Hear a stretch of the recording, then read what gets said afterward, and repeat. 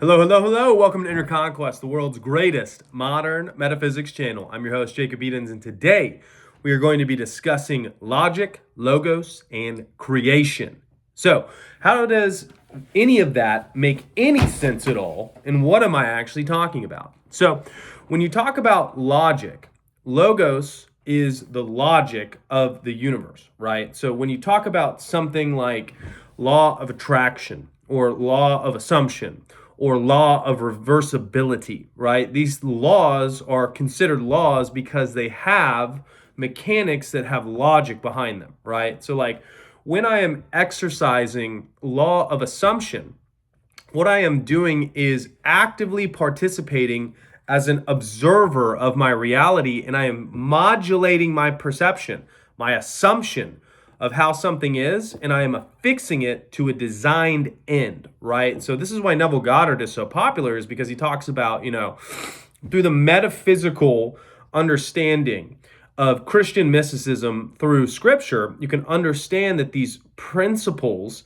are embodied in different characters, i.e., states, right? So when he calls your wonderful human imagination Christ, and then he calls, the different characters like Jacob, Isaac, and Esau, right? Like Jacob represents the same thing as the Christ. And then you have Esau, which represents your third dimensional world. And then you have Isaac, which is the same thing as Christ describes as the Father, right? Even in that story, Isaac is a father, which represents the entirety of creation, that 0 point field within which we are all a part of. I and my Father are one, right? What you're doing is you're understanding that there is actual logic and structure to exercising metaphysics to benefit yourself, right? And it's pretty badass, because the reason that metaphysics are so powerful and worth understanding is because they essentially edify your personal sovereignty, right? So when you look at stories like the land of many gods or exiting Egypt or any of these different things, right? What it is understanding that you, right? And you could take this to a common example today, are a source of power in creation. So when you look at something like advertising, right? Advertising, why does somebody need to sell you on something? Well, if do you advertise to the squirrels in your yard to get them to believe shit? No, because they don't have anything to offer you. They don't have any power. They don't affect the reality, right? It's not important to make sure that they all think that they should vote red or blue, right? But when you are subject to chronic advertisements 24/7 and media constantly trying to get you to think a certain way, you have to understand, why does this thing want me to think a certain way? Why does this thing want me to accept an idea or a paradigm of reality? Well, it doesn't matter what the paradigm is. If you don't have any inherent value, why would there be billions and trillions of dollars to shove it down your throat, right? That infers that you have the ability to change reality at some level. Understand that, right? So if you have the ability to change reality at some level, you can begin to ask questions about that. And you can begin to go, well, if I can change reality at some level, then that must mean that there is something about me that has influential power on my external world, right? Thoughts to things. Wow, okay, so if I start believing an advertisement and I start building a paradigm, that might echo in the external world and also affect those around me, right? Pretty interesting. So understanding that the reason you can be targeted through all of these advertisements to get you to think a certain way, you can infer and deduce from that you actually have tangible creative ability and authority, right? So when you understand metaphysical principles, because even if the advertisers don't on a conscious level, people above the advertisers do, but the people who are advertising on a subconscious level understand that if you buy in to a certain paradigm, they can have you as a creative force replicating that paradigm in the world, right? You get a brand ambassador who really believes your product's good. That's really valuable because it's a human being putting creative energy and force into creating a reality in which you have your designed paradigm being exercised through them. So when you come back to sovereignty and you understand that you like everybody else, has this type of creative force within them, you can now begin to consciously exercise your control over that creative force, and you can direct it in the ways that you deem fit because you decide so, right? Understanding that puts you in the driver's seat of your life. Understanding something like law of reversibility and testing it and implementing it and seeing its actual effects is fucking crazy, right? So when you hold, say I want a tennis ball in my hand, you hold the feeling and assumption as if you had a tennis ball, and then 2 days later, somebody gives you a fucking tennis ball. You're like, holy shit, I could have done that with $1 million check, right? Now, undoubtedly, there are belief structures in your mind that will limit that and will not allow that to come to you, that will most likely be dealt with accordingly if you really dedicate yourself to that path, right? But the universe could bring you that in the same way it brought you the tennis ball. All that you're really doing is undoing the programming that's been put into you, the advertising that's been sold to you of how difficult or what the paradigm is.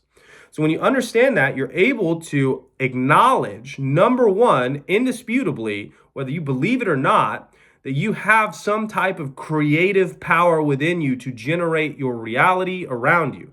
Or else advertising wouldn't exist, or else you wouldn't need to be shown shit all the time or told stuff all the time to try to sway your opinion and get you to think a certain thing. It wouldn't exist because, once again, are you going to go talk to the fish in the ocean and be like, hey guys, I really want a house. Can you guys manifest a house for me?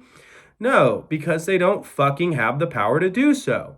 But you are a human being. You're a special category of life form. So you have immense influential and creative power. A human being can create an empire. That's pretty crazy. So understanding that you are the same as every other human being in that you are a soul and that a soul has unlimited potential means that you can begin to express whatever potentials you decide, right? And the way that you do that is first by understanding the way that an assumption affects your external reality. It's the simplest way. When you assume something is a certain way, your reality is conforming to that, right? Like if you have an assumption that you're going to have a bad day, things are going to be highlighted in your reticular activating system that are actually going to collapse the potentiality and ensure you have a bad day, okay?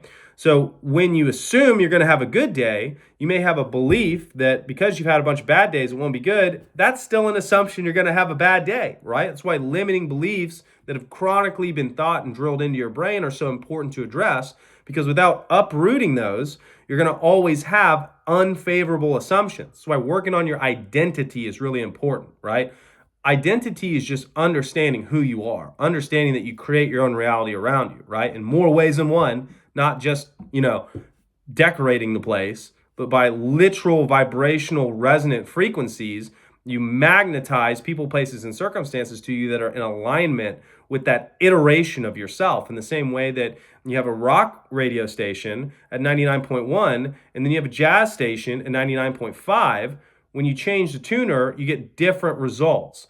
So understanding that you are a broadcaster of your own consciousness means that before you step outside of yourself to change and or influence anything, you go within and you change that tuner to be chronically on the wavelength that you want. And you really, I like to replace the word with practice, right? You don't really practice a frequency. You can practice a thought, right? Getting really good at thinking a thought over and over again.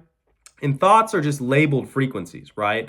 So if you have a thought, right, you go om, you go, okay, write that down on paper. You go om, right? It's a label for a frequency. So thoughts are very important, but really what you're after is being the thing that you want. You want to be that frequency. You want to really shift your being into being that frequency. And as you actually be that, the universe has to take you seriously because you're taking yourself seriously, right? I want to be this, but I'm not really that, right? See what I'm saying? Universe goes, okay, kind of wants to be number one, right? It's just a mirror. So when you have that understanding that you have inherent value, not because of anything you've ever done or accomplished, but simply because of who you are, that means that you can then make a decision. you can take that power and you can continue to give it to things that have no interest in serving you or even alerting you to that power. Or you can start exercising that power of your own will and of your own volition, meaning that now you decide what you want to create. And then you use that internal locus of focus, that power within you, to assume in your favor, think and speaking, assuming in your favor chronically, as if you are the person you want to be and you have what you want to have. And then you begin to conquer your reality. So I know you guys enjoyed the video. Feel free to leave comments of future videos you'd like to have made. Additionally, the link tree has all my coaching with the protocols as well as the one-on-ones.